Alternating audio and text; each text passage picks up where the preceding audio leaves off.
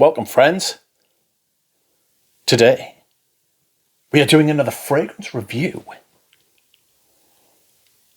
Spectacular. That is right, my friends. Today, we are reviewing Homme de Grès by Parfums Grès. Released in 1996, the fragrance was made by Gerard Anthony. And Grès is a house you may be familiar with, as they have released some pretty famous perfumes such as Cabotine and Cabochard, which are absolutely renowned fragrances. That's the only word I can put. Renowned. They are very famous in perfume circles. Even if you haven't smelled them, you have probably heard of them. This was released in 1996, and it is a chypre citrus aromatic fragrance, I want to say. This fragrance review will follow my tried and trusty technique, where I tell you the notes. I'll tell you which notes I get, mostly. And then I will just discuss the fragrance at length until I am satisfied I have discussed it enough. So, the notes are, at the top, lemon, petitgrain, bergamot, and basil. In the mid, they are peach, benzoin, jasmine, neroli, and labdanum. In the base, there is ambergris, musk, sandalwood, and oak moss. The notes I get the most are lemon, basil, neroli, oak moss, sandalwood. More just wood than any particular wood or a sandalwood. But we'll come on to that.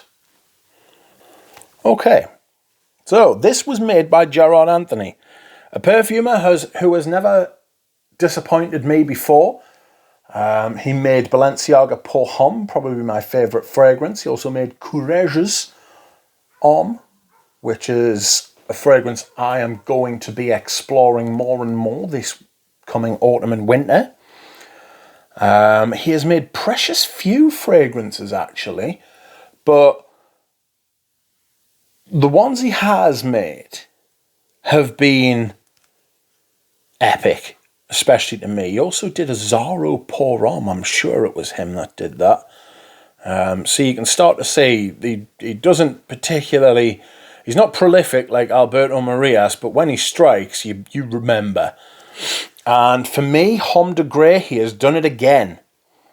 I say 6 years after Balenciaga Pour Homme was released, this is a completely different fragrance. Fragrance opens up with... Excuse me, this is my scent of the day, which is what I tend to do. Spray is fantastic, to be fair. Fragrance opens up with this really sharp, almost astringent kind of citrus, not floral, like green citrus, slightly aromatic, herbal sort of sharpness, zest, you know. Lots of bergamot, lots of lemon, petitgrain, basil. It's very, very strong at the top, very pointed at the top. It doesn't particularly stay very citric for very long. It becomes a little bit more juicy and less astringent and zesty and sharp. It becomes a little bit more rounded and a little bit more floral. Top sticks around for about 20 minutes, which is it's not that bad. It's not great. Some fragrances only last for 20 minutes. But your more aromatic notes, the basil and that kind of sticks about longer and leads you down into the mid. In the mid, to me, there is almost like a cologne, like an aromatic cologne sort of vibe. You've got the summer florals in there. So you've got your jasmine, you've got your neroli. There's something a little bit more rounded in there as well, which is like this softer. I don't want to use the word resinous because I don't want to leave you under any kind of misapprehension that this has got like any kind of balsamic or gooey parts to it, you know. But it kind of takes away that sharpness, brings in the more juicy sort of aspects from the citruses, and then takes away the fruity aspects of the juice and leaves it more kind of like this rounded, fuller, thick sap kind of vibe, you know. But still summery.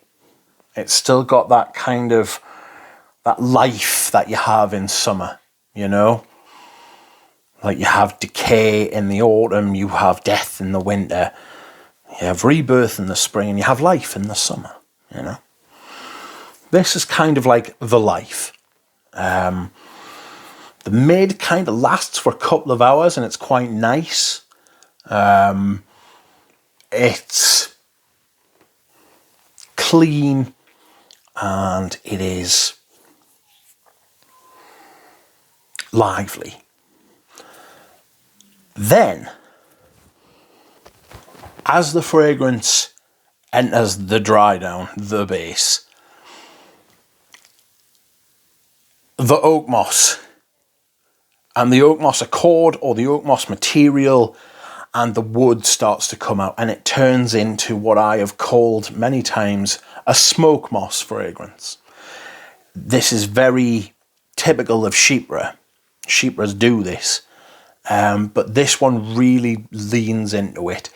This becomes a lot like Smalto pour Homme in that regard. I get a leathery aspect to the fragrance, which if you had said that after the first 5 minutes of spraying it, you wouldn't believe us. It's this dry, smoky, woody leather, a black leather, a very dark leather. Very rarely will you then get hints of labdanum, neroli, jasmine from the mid. You're also imagine as if like you've got a heated fire, not a heated fire, Jesus, what's that? Like imagine you've got like a piece of wood that's been heated but hasn't been on fire. It's dry, it's desiccated, it's like a piece of tinder wood, you know. You could probably set fire to it just by like rubbing it between your hands. It's that kind of dry. And this kind of slightly desiccated green smoky oak moss and leather. It's an absolutely beautiful fragrance. Performance isn't fantastic, if I'm being honest, about 6 hours, but I absolutely love it. I've backed it up numerous times now. I have worn quite a lot of it, as you can see here. I've worn about, what, I want to say 15, 20 mil there. Another one of Gerard Anthony's absolute bangers in my collection, if I'm being honest. I'm sure he's done more perfumes than what most of us are aware of, you know. He does have a lot of experience. He made a Ketos as well, of course, another one of my favourites.